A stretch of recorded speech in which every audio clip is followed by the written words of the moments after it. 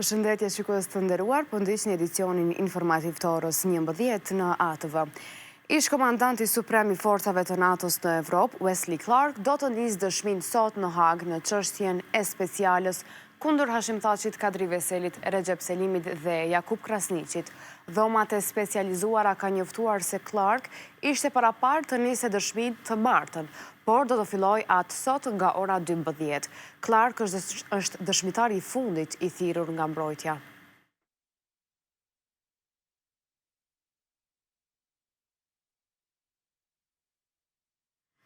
Në gjykatën themelore në Prishtinë po vazhdon rigjykimi i rastit 53 milion ndaj palekajt Esed Berishës, Nebi Shatrit dhe Besim Tahirit, të akuzuar për keqpërdorim detyre lidhur me autostradën Arbër Gjaferi.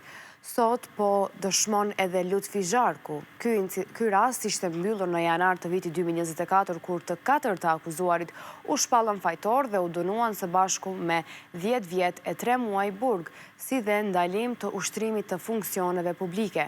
Mirë po apeli e ktheu çështjen në rigjykim.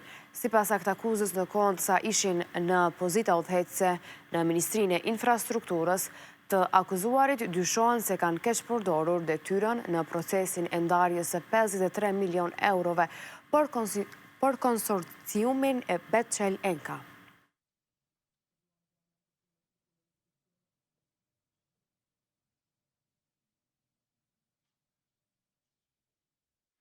Presidentja e Kosovës, Vjosa Osmani, në një intervistë për mediumin Politikon nga Berlini, ka thënë se gjatë 5 vjetëve të fundit në Kosovë janë çmontuar mbi 900 banda kriminale dhe është këputur zinxhiri që quhej Mafia e Ballkanit.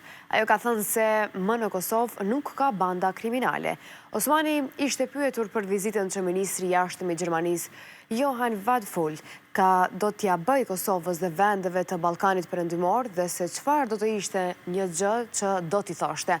Ai ishte zë i fuqishëm në Kosovë, duke na thënë luftoni krimin e organizuar dhe korrupsionin.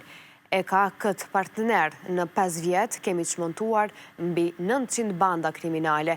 Kemi këputur zinxhirin që quhej Mafia e Ballkanit. Nuk ka banda kriminale në vendin tonë më, tha Osmani. Por deklarata e Osmanit ka ngjallur reagime. Të dielën mbrëma, presidenca e Kosovës ka dalë me një sqarim. Në sqarim është thënë se Osmani u është referuar rasteve të trajtuara nga institucionet e rendit dhe jo numrit të bandave kriminale. Në fakt është menduar për raste e jo për numër bandash. Siç e dini, disa banda serbe të veriut kanë qenë të involvuara në qindra raste të veprave penale, thuhet në sqarim. Tutje është thënë se Osmani nuk e ka paraqitur Kosovën si vend të krimit, por përkundrazi si shtet të sundimit të ligjit.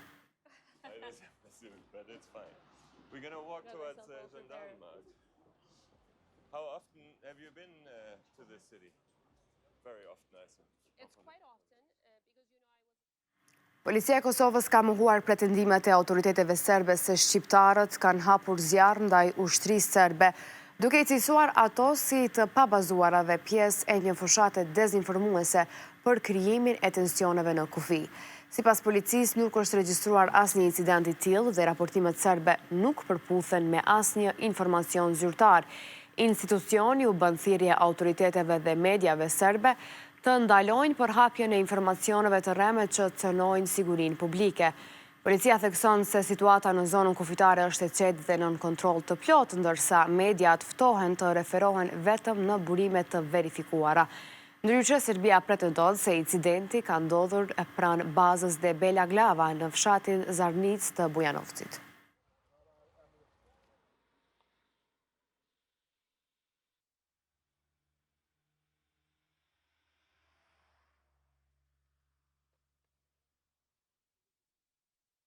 Sot punëtorët e radio-televizionit të Kosovës do të nisin grevën një orëshe. Kjo për shkak të mos logimit të buxhetit të transmetuesit publik, që ka lënë pa paga që 17 ditë punëtorët e RTK-s. Edhe pse puna e prodhimi po vazhdojnë, punëtorët e radio-televizionit të Kosovës kanë hyrë në ditën e 17 pa paga.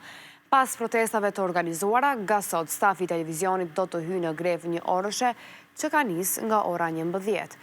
Përfaqësues të punonjësve të RTK-s thonë se gjendja e krijuar po rëndon mirëqenien e punëtorëve, për çka kërkojnë nga institucionet që sa më shpejt të bëjnë një zgjidhje.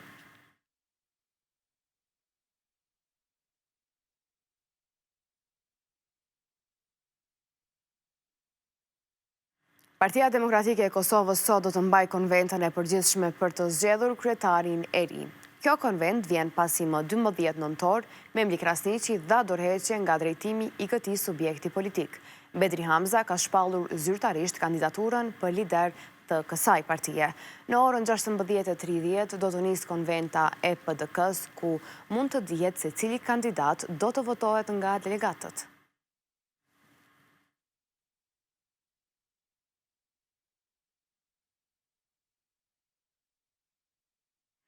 Rreth 2.000 persona janë në listën e pritjes për kontroll apo për ndërhyrje në klinikën e kardiologjisë në QKUK. Pacientët ankohen se po bie të presin gjatë, ndërsa nga qendra spitalore thonë se rastet emergjente i trajtojnë me prioritet, ndërsa e pranon se ka burime të kufizuara edhe në infrastrukturë, edhe në staf.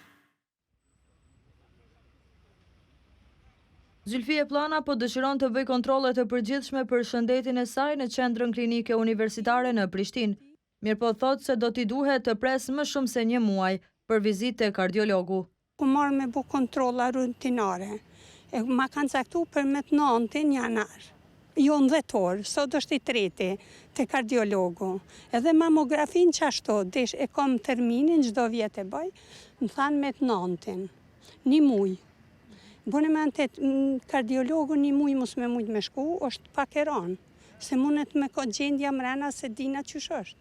Një pacient tjetër që ka nevojë për stenda, thotë se është tirë që 1 javë në klinikën e kardiologjisë, por akoma si ka ardhur rendi për ndërhyrje. Jem kontentin më kanë bërë termin për të martën. Martën erdha më pranon për kiamet, kështu që kur u pranova, preja nesën e kënisja, hajtë shkëpë shpije. Unë edhe jam të shkonë. Do pres të këtjerë në të bonës. Kanë thonë që është mësit nëjse të colla. Sipas të dhënave zyrtare nga QKUK, aktualisht në klinikën e kardiologjisë janë mbi 2.000 pacient në listën e pritjes, e cila përditësohet rregullisht. Volumin e lartë të rasteve urgjente, kapacitetet e kufizuara të sallave invazive, burime njerëzore të kufizuara, rritjen e kërkesës për shërbime kardiologjike. Rastet urgjente koronare, infarktet akute të miokardit, trajtohen me njëherë, 24 orë në ditë, pa përfshirje në listën e pritjes. Ndërsa nga shoqata për të drejtat e pacientëve, e cilësojnë të gabuar mënyrën se si krijohen dhe menaxhohen këto lista. Shërbimi spitalor administrata përkatësisht do duhet të krijonte lista dhe të menaxhonte dhe të mbikëqyrte në vazhdimsi ato. Nëse këto ju lihet drejtorëve të spitaleve ose klinikave, ato shpeshherë krijojnë mundësi për abuzim sepse edhe vetë drejtorët mund të jenë përfitues të tyre. Në këto lista ka pacient që presin edhe rreth 1 vit. Për shembull, në listën e muajit korrik kanë qenë rreth 1300 pacient në pritje që nga viti 2024.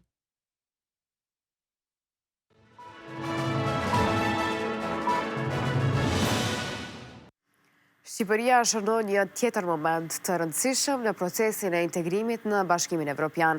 Ditën e sotme do të çelët grup kapitulli i fundit i negociatave në konferencën e 7 të ndërqeveritare të Shqipërisë e BE-s, që do të mbahet në Bruksel, i cili shënon hapjen e të gjithë kapitujve të negociatave në një kohë prej 12 muajsh. Ja ku jemi sot këtu.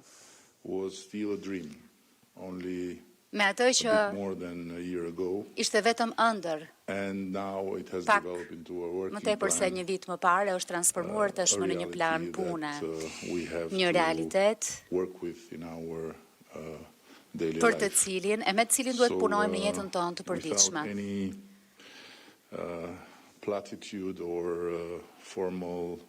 Pa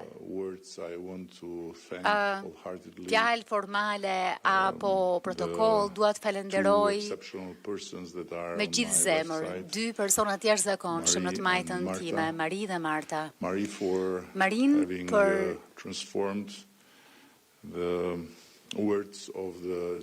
transformimin e fjalëve të presidencës daneze në vepra kur vjen fjala për zgjerimin, duke mbështetur e duke inkurajuar për të ecur përpara edhe Marta që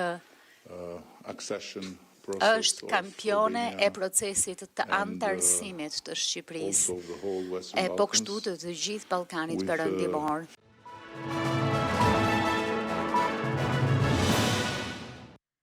Presidenti i Ukrainas Volodymyr Zelensky pritet të nënshkruajë të hënën marrëveshje me Francën për furnizimin me aftësi të mbrojtjes ajrore, avion luftarak dhe raketa, duke synuar të forcojë kapacitetin afatgjat të ushtrisë së tij për të luftuar pushtimin e vazhdueshëm të Rusisë. Zelensky është në Paris për bisedime me presidentin francez Emmanuel Macron, ndërsa sulmet e rënda me dronë dhe raketa ruse ndaj Ukrainës janë shtuar në javët e fundit dhe Moska ka raportuar për parimet të ndjeshme toksore në rajonin juglindor. Një marrëveshje historike është përgatitur gjithashtu me Francën. Do të ketë një forcim të ndjeshëm të aviacionit ton luftarak, mbrojtjes ajrore dhe aftësive të tjera mbrojtëse. Sipas orarit të vizitës, kjo do të zhvillohet të hënën, tha Zelensky në një postim në X të dielën.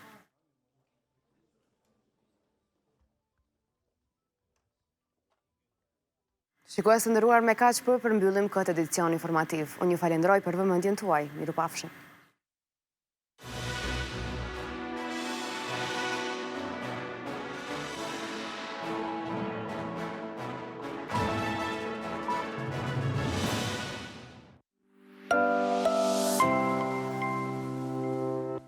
Ti m'jep siguri. Me ty guxoj me bo hapin e madh. Kalo pagën në bankë në Raiffeisen, me mirëmbajtje falas për gjithmonë, për ata që veprojnë tash. Bank Raiffeisen, make it happen. Abonohuni në kanalin ton zyrtar në YouTube.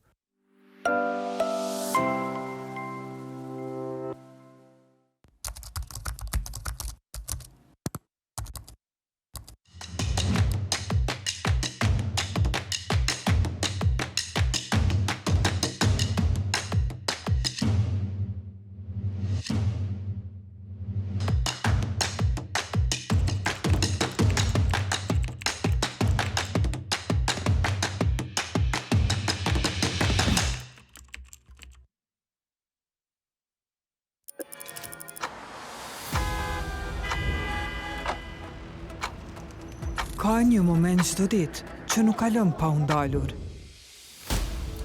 Ku lajmet nuk janë veç tituj, por një mision për të treguar të vërtetën.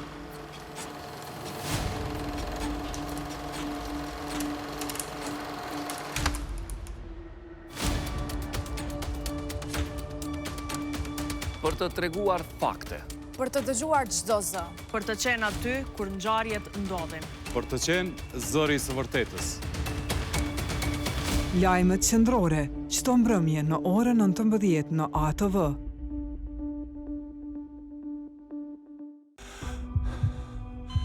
Seriali Fuqitë e Jashtëzakonshme të